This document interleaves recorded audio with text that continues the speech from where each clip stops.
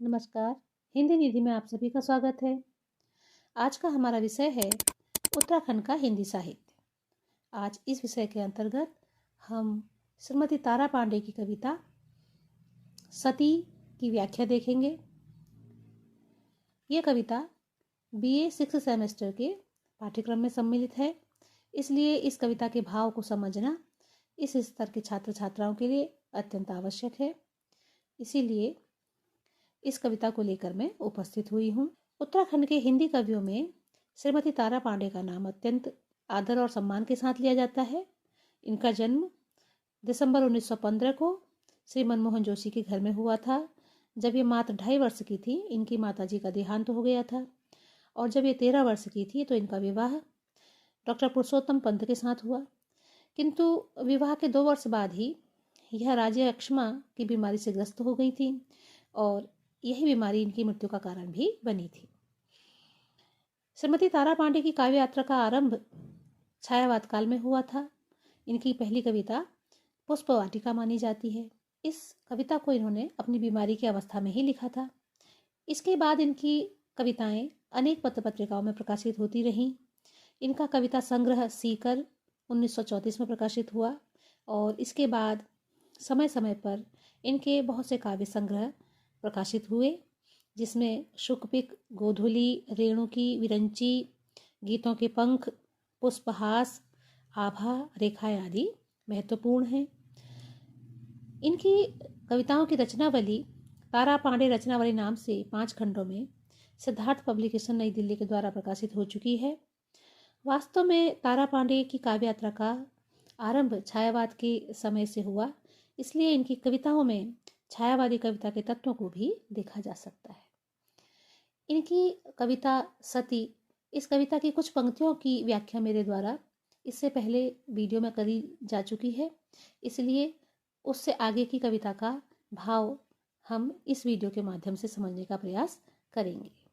तो चलिए इनकी कविता को हम देख लेते हैं। कविता इस प्रकार से है।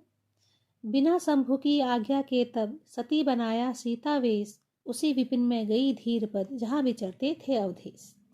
अनुज सहित करके प्रणाम तब बोले शांत चित्र श्री राम, मातु फिर रही क्यों एकाकी, कहाँ रहे शिव पूर्ण काम। सर्वप्रथम हम इसका संदर्भ देख लेते हैं। संदर्भ इस प्रकार से है कि प्रस्तुत पंक्तियां श्रीमती तारा पांडे के द्वारा लिखी गई कविता सती से ली गई हैं। ये कविता हमारी पाठ्य पुस्तक उत्तराखंड का हिंदी साहित्य के अंतर्गत सम्मिलित है। इस कविता में माता सती के द्वारा भगवान श्री राम की परीक्षा लेने का वर्णन किया गया है। प्रसंग इसका इस प्रकार से है कि एक बार भगवान शंकर और माता सती जंगल में जा रहे थे, तो उन्हें वहाँ भगवान श्री राम से मिलने का अवसर मिला, जहाँ वे माता सीता को खोज रहे थे। भगवान राम को देखकर भगवान शंकर ने उन्हें जय श्री राम कह करके बार बार नमन किया।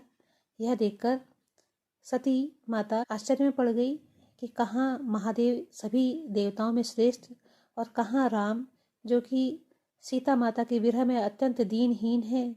वे साधारण मनुष्य के समान पृथ्वी में रहते हैं, जबकि भगवान भोले शंकर तो सभी देवों में अत्यंत प्राचीन है, या तीनों लोकों में सबसे प्राचीन है। जब उनके मन में ये शंका चल रही थी तो भोलेनाथ उनके मन की बात को समझ गए और उन्होंने उनसे कहा कि तुम्हें अगर भगवान राम पर या भगवान राम के देवत्व पर कोई शंका है तो तुम उनकी कोई भी परीक्षा ले लो, जो तुम्हारे इस भ्रम को दूर करे कि वे एक साधारण मनुष्य हैं। तो उन्हीं की आज्ञा मानकर माता सती भगवान राम की परीक्षा लेने के लिए तैयार हुई और वहीं से आगे की कहानी इस पंक्तियों के माध्यम से कवित्री जी कह रही हैं। कवित्री कहती हैं, बिना शंभु की आज्ञा के तब सती बनाया सीता वेश।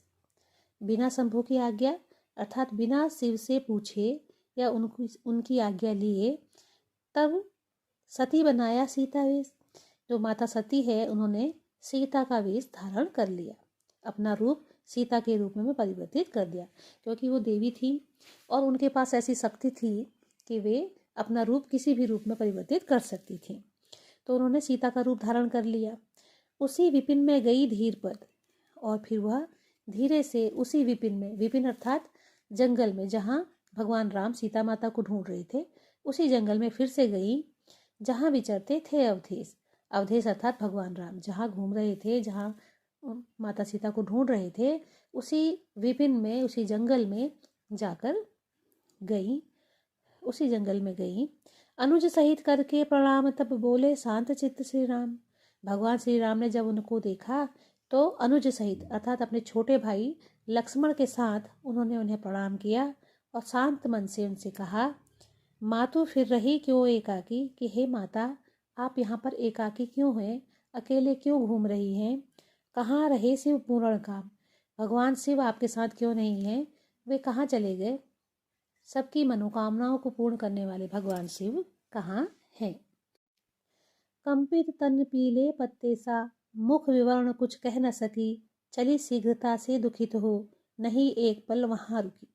जैसे ही भगवान राम ने उनसे कहा कि हे माता आप कहाँ घूम रही हैं, यह सुनते ही माता सती का शरीर पीले पत्ते के समान कांपने लगा, मुख विवर्ण कुछ कह न सकी और उनका मुख विवर्ण अर्थात रंगहीन हो गया और वो अपने मुख से कुछ भी उत्तर नहीं दे पाई। चली शीघ्रता से दुखित हो और अत्यंत दुखी होकर चली शीघ्रता से वहां से जल्दी से चली गई, नहीं एक पल वहां रुकी और वहां एक पल भी नहीं रुकी। चकित भ्रमित भू पर गिरकर मूर्छित दक्ष सुता कहती, महिमा अमित न जान सकी मैं, क्षमा करा पद रज कहती। और इस प्रकार चकित और भ्रमित होकर वह भू पर गिर पड़ी, जमीन पर गिर पड़ी, मूर्छित हो गई, बेहोश हो गई और बेहोश होते होते वो कहने लगी, दक्ष सुता कहती, दक्ष सुता था दक्ष, राजा दक्ष की पुत्री माता सती कहने लगी, महिमा अमित न जान सकी मैं, कि हे भगवान राम मैं आपकी अनंत महिमा को नहीं जान सकी, क्षमा करा पद रज कहती, आप मुझे क्षमा करो, मैं आपके चरणों की धूल को, पद रज अर्थात चरणों की धूल को ग्रहण कर रही हूँ, उसे धारण कर रही हूँ, आप मुझे क्षमा करें। क्योंकि माता सती ने उस समय सीता का वेश बनाया हुआ था, वे समझ रही थी कि भगवान राम तो एक साधारण मनुष्य हैं और वो मुझे सीता के वेश में देखकर सीता ही समझ लेंगे, लेकिन भगवान राम भी पूर्ण देव थे, वे माता सीता के रूप में बनाए हुए उनके वेश में भी माता सती को पहचान गए थे, उनसे कुछ भी छिपा नहीं था।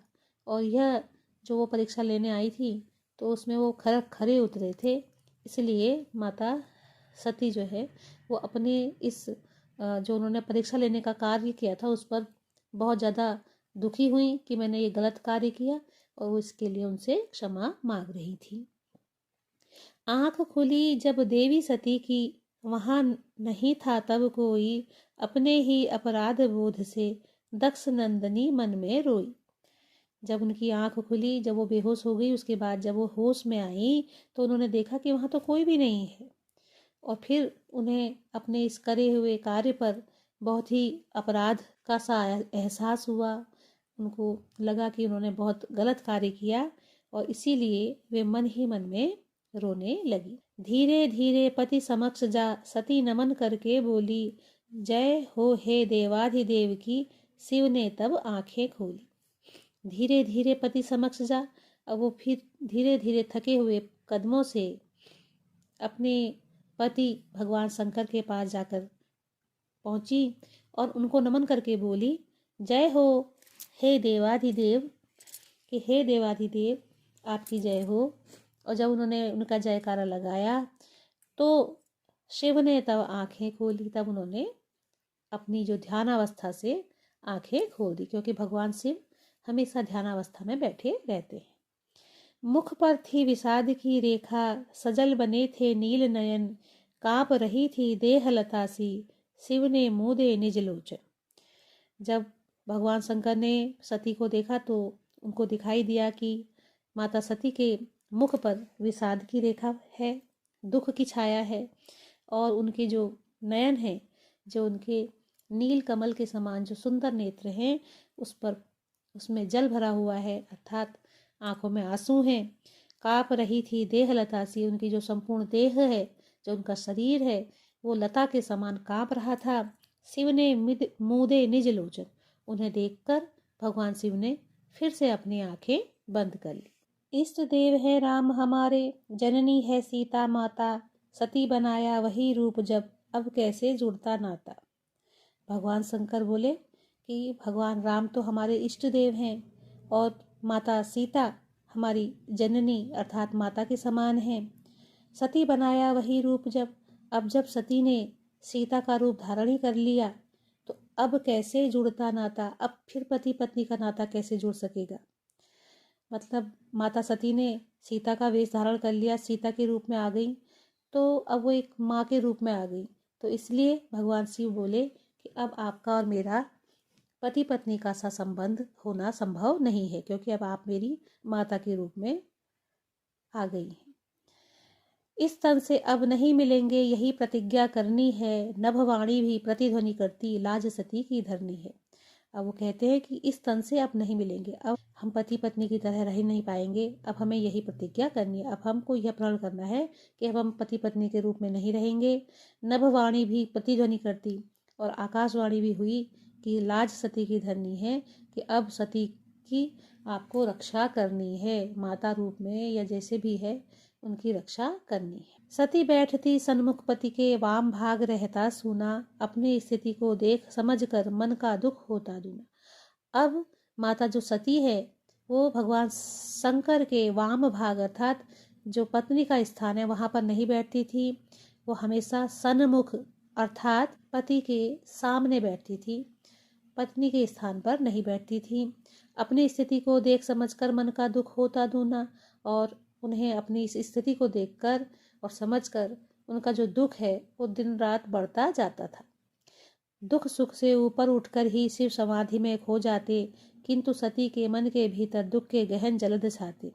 और भगवान शंकर तो दुख और सुख से ऊपर उठे हुए हैं, इसलिए वो तो अपनी समाधि में खो जाते थे, लेकिन सती के मन के भीतर, माता सती के मन के भीतर दुख के गहन जलद अर्थात बादल छाए रहते थे। वो हमेशा दुखी रहती थी कि वो अपनी स्थिति को देखकर, अपने किए गए अपराध को देखकर हमेशा दुखी रहती थी। महिमा जान नहीं पाई मैं, इससे ही मन में ताप हुआ, चंचल मन की व्याकुलता से प्रतिक्षण यह परिताप हुआ। वो कहती हैं कि मैं भगवान राम की महिमा को नहीं जान पाई और इसी के कारण मुझे ये दुख मिला है। यह मेरा जो हृदय है वो दुख की अग्नि में जल रहा है। चंचल मन की व्याकुलता से प्रतिक्षण यह परिताप हुआ। जो मेरा मन चंचल है उसने ही ऐसा कार्य किया कि जो मुझे यह दुख भोगना पड़ रहा है। शांत चित्त से बैठे दंपति भक्ति कथा कहते सुंदर, अनमनस्क सती का मन था जान रहे थे शिव शंकर। अब वे दोनों थे तो पति पत्नी ही, इसलिए वे शांत चित्त होकर दोनों बैठे रहते थे और एक दूसरे की भक्ति की कथा कहते थे। और लेकिन माता सती का मन उन बातों में नहीं लगता था, वे अनमनस्क रहती थी और भगवान शंकर इस बात को जानते थे। एक दिवस यानों में चढ़ सब देव जा रहे नभ ऊपर, सती पूछती प्रभु यह कैसा कोलाहल होता मनहर। कि एक दिन यानों में चढ़, यान अर्थात जो विमान है उसमें चढ़ कर के सारे देव जा रहे थे, नभ ऊपर आकाश में जा रहे थे। सती पूछती प्रभु यह कैसा कोलाहल होता मनहर, कि हे प्रभु ये कैसा शोर हो रहा है जो मन को आकर्षित कर रहा है, जो मन का हरण कर रहा है, ये किस प्रकार का शोर हो रहा है।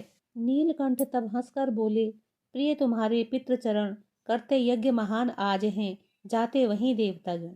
तब भगवान शंकर नीलकंठ, भगवान शंकर को नीलकंठ भी कहा गया है, तो वे हंसकर बोले कि हे प्रिय तुम्हारे पितृ चरण, कि तुम्हारे पिता जी के द्वार पर ये जा रहे हैं, करते यज्ञ महान आज हैं, कि आपके जो पितृ हैं, पिताजी हैं, वे आज एक महान यज्ञ कर रहे हैं, इसीलिए जाते वहीं देवतागण, ये सारे देवतागण वहीं जा रहे हैं। सती दुखित होकर फिर बोली क्यों ना बुलाया हमें वहां, बैर भाव है उनका मुझसे, नहीं निमंत्रण दिया यहाँ। तब जब सती को ये पता चला कि उनके पिता के यहाँ कोई यज्ञ है और उन्होंने उसे नहीं बुलाया, तो वे दुखी होकर बोली क्यों ना बुलाया हमें वहाँ, कि हमें मेरे पिताजी ने क्यों नहीं बुलाया? बैर भाव है उनका मुझसे? क्या उनका मुझसे कोई बैर भाव है? क्या उनकी मेरे से कोई शत्रुता है जो उन्होंने हमें वहां आने का निमंत्रण नहीं दिया? दक्ष सुता उत्सुक जाने को बिना निमंत्रित माँ के घर। दक्ष सुता अर्थात राजा दक्ष की पुत्री सती अपने पिता के घर जाने के लिए उत्सुक हो गई। उन्हें लगा कि मेरी माँ का ही तो घर है, मेरे पिता का ही तो घर है, कोई मुझे वहां जाने के लिए निमंत्रण देने की आवश्यकता तो नहीं है। तो बिना निमंत्रण के ही अपने माँ के घर जाने के लिए तैयार हो गई। मन में अति संकोच हो रहा, आज्ञा देंगे क्या शंकर? लेकिन उनके मन में यह संकोच हो रहा था कि भगवान शंकर या उनके जो पति देव हैं वो उन्हें वहां जाने की आज्ञा देंगे या नहीं देंगे। इस प्रकार की उनकी शंका उनके मन में चल रही थी। जाना नहीं चाहिए तुमको, बिना बुलाए पितृगृह भी। अब भगवान शंकर उनसे बोले कि हे सती, आपको अपने पिता के घर नहीं जाना चाहिए, क्योंकि बिना बुलाए किसी के यहाँ जाना ठीक नहीं है। किंतु तुम्हारी इच्छा है यदि जा सकती हो सभी कहीं। लेकिन अगर आपकी बहुत ज़्यादा इच्छा ही है तो आपको यह छूट है कि आप कहीं भी जा सकती हैं, जहाँ जाना चाहें वहाँ जा सकती हैं। संग तुम्हारे जाएंगे गण, रक्षा जो कर सके तुम्हारी। सावधान रहना है तुमको, कहीं अनर्थ न होवे भारी। लेकिन मैं तुम्हें वहाँ अकेले नहीं भेजूंगा, तुम्हारे संग मेरे गण जाएंगे जो तुम्हारी रक्षा करेंगे। और सावधान रहना है तुमको, तुमको वहाँ सावधान रहना है, कहीं कोई अनर्थ ना हो जाए, क्योंकि तुम बिना बुलाए अपने पिता के घर जा रही हो। कर प्रणाम पति के चरणों में, हुई विदा प्रिय सुकुमारी। होगी भेंट न इस देही से, मन में है हलचल भारी। अपने पति को प्रणाम करके, उनके चरणों में प्रणाम करके माता सती उनसे विदा लेती हैं। होगी भेंट न इस देही से, मन में है हलचल भारी। और भगवान शिव के मन में भी आज हलचल हो रही है कि पुनः हमारी आपस में भेंट हो पाएगी या नहीं हो पाएगी। इस प्रकार एक मन में शंका आशंका उनके दोनों के ही मन में बनी हुई है। एक दूसरे से विदा लेते समय इस प्रकार के भाव आ ही जाते हैं। दक्ष प्रजापति यज्ञ कर रहे, सभी निमंत्रित आए थे, केवल शिव का स्थान नहीं था, सती नयन भर आए थे। दक्ष प्रजापति जो माता सती के पिता थे वो एक यज्ञ कर रहे थे और सभी निमंत्रित आए थे, वहां सभी निमंत्रित लोग आए हुए थे, केवल शिव का स्थान नहीं था। उस यज्ञ में केवल सती के पति भगवान शिव का कोई स्थान नहीं बनाया गया था। यह देखकर सती नयन भर आए थे। सती माता की जो नेत्र है उनमें आंसू भर गए। उन्हें देख लगा कि उनके पति का कितना बड़ा अपमान उनके पिता के द्वारा किया गया। हलचल थी, कोलाहल था, बहनों को हास बिखरता था कि वहाँ यज्ञ में सभी लोग आए हुए थे और पूरी शोर हो रहा था, कोलाहल हो रहा था। उनकी बहनें खिलखिला रही थी, हंस रही थी। सती उदास अकेली बैठी और बिना बुलाए जब सती वहां गई तो उससे कोई बात नहीं कर रहा था। वो उदास थी, वो अकेली बैठी हुई थी, मन व्याकुल, क्रोध मुखर भी था। उनका मन अत्यंत व्याकुल हो रहा था कि वह बिना बुलाए यहाँ क्यों आई, और साथ ही उन्हें इस बात पर बहुत बड़ा क्रोध भी था कि उनके पिता ने उनके साथ इस प्रकार का अन्याय क्यों किया। माँ की आंखें अश्रुपूर्ण थी, बाहें फैलाकर गले लगाया, जननी से मिलकर शांति मिली, पर कोई और न मिल पाया। जब उनकी माता जी ने उन्हें देखा, सती माता की जो माता जी थी उन्होंने उनको देखा तो उनके आंखों में आंसू थे। उन्होंने उनको आगे बढ़कर गले से लगाया। जननी से अर्थात माता से मिलकर उन्हें थोड़ी शांति मिली, लेकिन और कोई भी उनसे मिलने नहीं आया। हुई पिता से आज अब उपेक्षित, क्रोध जगा व्याकुल उर में। जब वे पिता से इस प्रकार से उपेक्षा उन्हें मिली तो उनका जो मन है वो फट गया, उनका मन अत्यंत व्याकुल हो गया। पति का यह अपमान दुसह है, अग्नि प्रज्वलित हो पुर में। और उन्होंने देखा कि उनके पति के लिए वहां कोई स्थान नहीं है। बाकी सभी लोगों को बुलाया गया है, जो यज्ञ में आहुतियां दे रहे हैं उनको स्थान, यथोचित स्थान प्रदान किया गया है, लेकिन उनके पति के लिए कोई स्थान नहीं बनाया गया है। यह अपमान उनके लिए अत्यंत दुष्कर हो गया और उनके हृदय में एक अग्नि सी प्रज्वलित होने लगी। यज्ञ हो रहा था ज्वलित अग्नि में, किंतु सती का मन जलता। यहाँ एक और यज्ञ हो रहा था, सब लोग अग्नि में आहुतियां डाल रहे थे, किंतु सती माता का यहाँ मन जल रहा था, पश्चाताप हो रहा और मैं कैसा यह कुचक्र चलता। और अंदर ही अंदर उन्हें, भीतर ही भीतर उन्हें पश्चाताप हो रहा था कि ये कैसा बुरा समय मेरे साथ चल रहा है कि मैं बिना बुलाए अपने पिता के यहाँ आ गई। मैंने अपने पति की आज्ञा का बार बार उल्लंघन कर रही हूँ, उनकी बात नहीं मानकर मैं बार बार अपराध कर रही हूँ। नीलकंठ की हुई अवज्ञा आज सती लेगी प्रतिशोध। और आज यहाँ नीलकंठ अर्थात भगवान शिव की यहाँ पर अवज्ञा हुई है, उनका अपमान हुआ है और मेरे पिता के घर में उनके लिए कोई स्थान नहीं है। योग अग्नि में देह जल उठी और वो इतनी व्याकुल हो गई, पश्चाताप से, दुख से, पीड़ा से इतनी व्याकुल हो गई कि उनके हृदय में अग्नि जलने लगी और उसी योग अग्नि में वो उनकी संपूर्ण देह जल गई। उन्होंने अपने शरीर को ही भस्म कर लेने का प्रण कर लिया और योग अग्नि से उन्होंने अपनी देह में ही आग लगा ली। हुआ दक्ष की ओर में हाहाकार हो गया भारी, शिवगण करते मख विध्वंस, त्याग गई थी सती देह को, पंख पसार उड़ गया हंस। और यह देख करके जब उन्होंने अपनी संपूर्ण देह को जला डाला, योग अग्नि में उन्होंने उसको भस्म कर दिया, तो इस स्थिति को देखकर, इस दृश्य को देखकर वहाँ हाहाकार हो गया। और उनको जलता हुआ देखकर शिवगण करते मख विध्वंस, जो भगवान शिव के द्वारा भेजे हुए जो गण थे, उन्होंने संपूर्ण जो यज्ञशाला थी उसमें विध्वंस कर दिया, सबको तोड़ फोड़ दिया। त्याग गई थी सती देह को और माता सती की जो आत्मा है उस देह को त्याग कर चली गई थी। पंख पसार उड़ गया हंस, और इस प्रकार उनके शरीर से उनका हंस रूपी जो आत्मा है वो उड़कर चली गई। तो इस वीडियो के माध्यम से आज हमने सती कविता के इस भाव को समझा, जिसमें माता सती और भगवान शंकर की इस पौराणिक कथा को कवित्री ने अपनी कविता का आधार बनाया, जिसमें उन्होंने यह बताने का प्रयास किया है कि एक पतिव्रता स्त्री के लिए उसके पति का स्थान बहुत ऊंचा होता है और उसकी आज्ञा का पालन करना एक पतिव्रता स्त्री का धर्म होता है, और एक पति का कर्तव्य अपनी पत्नी की रक्षा करना और उसे सही सलाह देना है। मैं आशा करती हूँ कि इस वीडियो के माध्यम से इस कविता के भाव को समझने में आप सभी को मदद मिलेगी। अगर आपको ये वीडियो अच्छा लगे तो आप इसको लाइक, शेयर और सब्सक्राइब भी कर सकते हैं। वीडियो को अंत तक देखने के लिए धन्यवाद।